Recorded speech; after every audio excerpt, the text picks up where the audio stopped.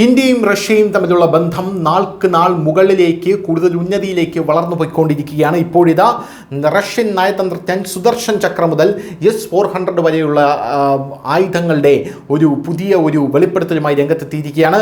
നിലവിൽ India Russia ബന്ധം ലോകമെമ്പാടും ചർച്ചാ വിഷയമായി മാറിയിരിക്കുന്നു. ലോകത്തിലെ മിക്ക രാജ്യങ്ങളും റഷ്യയെ എതിർക്കുന്നതും ഇന്ത്യയും റഷ്യയും തമ്മിലുള്ള ബന്ധം നല്ല രീതിയിൽ പോകുന്നത് കാണാൻ ആഗ്രഹിക്കാത്തവരുമാണ്.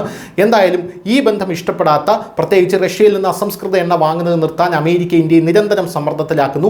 ഇതിനിടയിൽ മുതിർന്ന റഷ്യൻ നയതന്ത്രജ്ഞൻ റോമർ ബാബുഷ്കിൻ ഇന്ത്യയെ റഷ്യയുടെ പ്രിയപ്പെട്ട പങ്കാളി എന്നാണ് വിളിച്ചത്.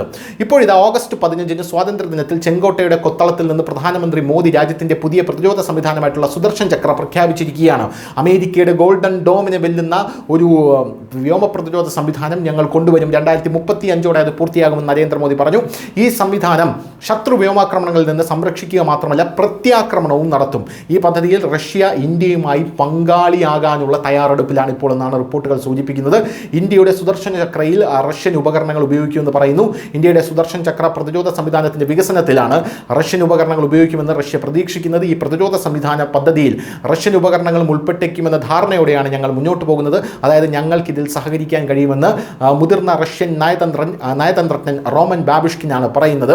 റഷ്യയിൽ നിന്ന് ഇന്ത്യ ഊർജ്ജം വാങ്ങുന്നതിനെക്കുറിച്ച് പാശ്ചാത്യ വിമർശനങ്ങൾ തള്ളിക്കളയുന്നതായി റഷ്യ പറയുന്നു. ഇസ്രായേലിലെ അയൺ ഡോം സംവിധാനത്തിന് സമാനമായ ഒരു വ്യോമ പ്രതിരോധ സംവിധാനം ഇന്ത്യ നിർമ്മിക്കാൻ പോവുകയാണോ എന്ന് റോമൻ ബാബുഷ്കിനോട് ചോദിച്ചപ്പോൾ അദ്ദേഹം പുഞ്ചിരിയോടെ പറഞ്ഞത് സുദർശന ചക്രമാണോ നിങ്ങൾ ഉദ്ദേശിച്ചത് എന്നാണ്.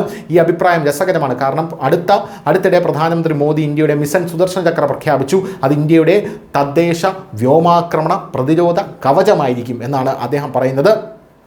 ഇരുമ്പ് ഡോം എന്നല്ല, സുദർശൻ ചക്ര എന്ന് പറയും. അതായത് അയൺ ഡോം എന്നല്ല, ഇത് സുദർശൻ ചക്രയാണെന്നാണ് അദ്ദേഹം പറയുന്നത്.